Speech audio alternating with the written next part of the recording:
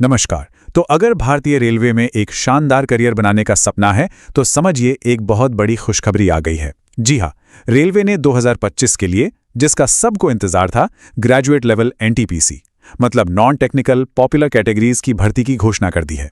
तो चलिए इस मौके की हर छोटी बड़ी बात को समझते हैं ताकि तैयारी का पूरा रास्ता एकदम क्लियर हो जाए।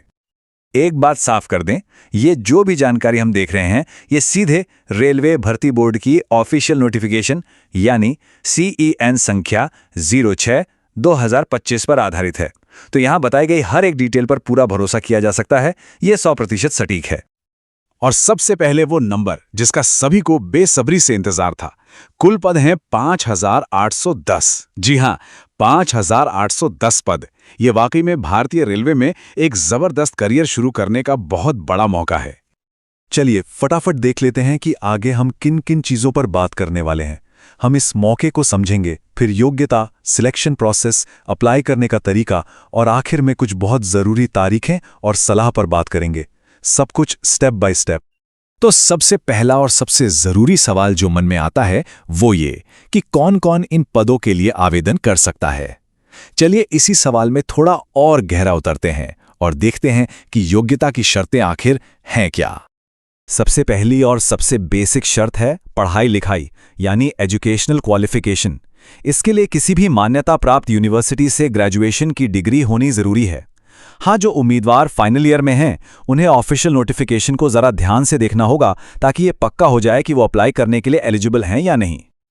अब आते हैं आयु सीमा पर, मतलब एज लिमिट पर।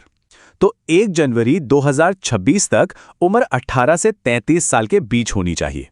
एक बात ध्यान रखने वाली है कि ये जो लिमिट है ये जनरल कैटेगरी के उम्मीदवारों के लिए है। लेकिन जैसा कि होता है, कुछ कैटेगरीज के लिए ऊपरी आयु सीमा में छूट भी है, जैसा कि इस स्लाइड में साफ साफ दिख रहा है। SC/ST उम्मीदवारों को 5 साल की, OBC नॉन क्रीमी लेयर को 3 साल की और दिव्यांग उम्मीदवारों को उनकी कैटेगरी के हिसाब से 10 से 15 साल तक की छूट मिलेगी। ठीक है, अगर योग्यता की शर्तें पूरी हो रही हैं तो अगला कदम है सिलेक्शन प्रोसेस को समझना। ये जानना बहुत जरूरी है कि नौकरी तक पहुंचने के लिए किन किन पड़ावों से गुजरना होगा। देखिए, ये जो पूरी भर्ती प्रक्रिया है ये एक मल्टी स्टेज सफर है। सबसे पहले होगा CBT 1, जो एक तरह का स्क्रीनिंग टेस्ट है। इसे पास करने के बाद CBT 2 देना होगा। फिर जिस पद के लिए अप्लाई किया है उसके हिसाब से एक स्किल टेस्ट होगा और आखिर में डॉक्यूमेंट वेरिफिकेशन और मेडिकल एग्जाम के बाद फाइनल सिलेक्शन होगा। तो चलिए पहले चरण यानी CBT 1 के पैटर्न को जरा गौर से देखते हैं। इसमें टोटल 100 सवाल होंगे और इन्हें सॉल्व करने के लिए 90 मिनट का वक्त मिलेगा। यहां ध्यान देने वाली बात यह है कि सबसे ज्यादा वेटेज जनरल अवेयरनेस का है, जिससे पूरे 40 सवाल पूछे जाएंगे। अब जो लोग CBT 1 क्लियर कर लेंगे वो पहुंचेंगे CBT 2 में। इस स्लाइड में एक दिलचस्प बात देखिए, यहां सवालों की संख्या बढ़कर 120 हो जाती है, लेकिन टाइम उतना ही है, 90 मिनट। और यहां भी जनरल अवेयरनेस का रोल और भी बड़ा हो जाता है, पूरे 50 सवालों के साथ। मतलब ये स्पीड और एक्यूरेसी का असली टेस्ट होने वाला है। और हाँ, एक बहुत ही जरूरी बात जिसे बिल्कुल भी नजरअंदाज नहीं किया जा सकता वो है नेगेटिव मार्किंग। दोनों ही CBT एग्जाम्स में हर गलत जवाब पर 1/3 यानी 1/3 मार्क्स कट जाएंगे। मतलब तुक्का लगाने से बचना है और सिर्फ उन्हीं सवालों को अटेम्प्ट करना है जिनका जवाब पक्का पता हो। चलिए अब अगले सेक्शन पर चलते हैं और ये देखते हैं कि अप्लाई कैसे करना है। ये पूरा प्रोसेस ऑनलाइन है, इसलिए हर स्टेप को ध्यान से समझना बहुत जरूरी है। ऑनलाइन एप्लीकेशन शुरू करने से पहले थोड़ी तैयारी कर लेना अच्छा है। एक हाल का फोटो, अपने सिग्नेचर की स्कैन कॉपी और अगर लागू होता है तो SC/ST या दूसरी कैटेगरी के सर्टिफिकेट्स, इन सब की स्कैन कॉपी पहले से तैयार रखें। इससे एप्लीकेशन प्रोसेस एकदम स्मूथ और तेज हो जाएगा। अब बात करते हैं एप्लीकेशन फीस की।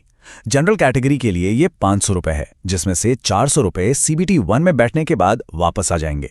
वहीं SC/ST, महिला और दूसरी आरक्षित कैटेगरीज के लिए ये 250 रुपए है, जो कि एग्जाम में बैठने पर पूरी की पूरी फीस वापस हो जाएगी। फोटो को लेकर बहुत सावधान रहना है।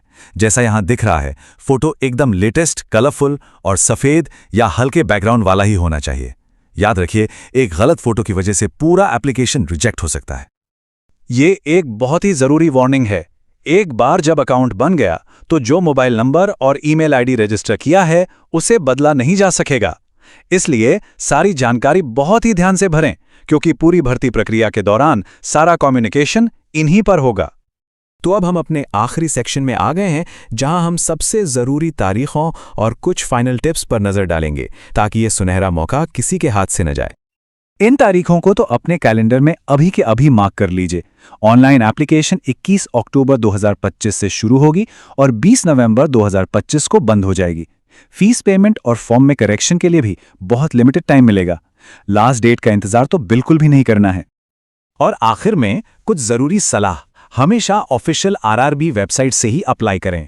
लास्ट मिनट की सर्वर प्रॉब्लम से बचने के लिए जल्दी अप्लाई कर दें। अपना मोबाइल नंबर और ईमेल एक्टिव रखें। और हाँ, सबमिट बटन दबाने से पहले अपने फॉर्म को कम से कम 2 बार जरूर चेक कर लें। तो ये थी आरआरबी एनटीपीसी 2025 ग्रेजुएट लेवल भर्ती की पूरी और डिटेल्ड जानकारी। देखिए, भारतीय रेलवे में एक सुरक्षित और बहुत ही प्रतिष्ठित करियर का दरवाजा खुल चुका है। अब सवाल बस एक ही है कि इस चुनौती और इस बड़े अवसर के लिए तैयारी कैसी है। तो बस अपनी तैयारी में आज से ही जुट जाइए। सभी को शुभकामनाएं।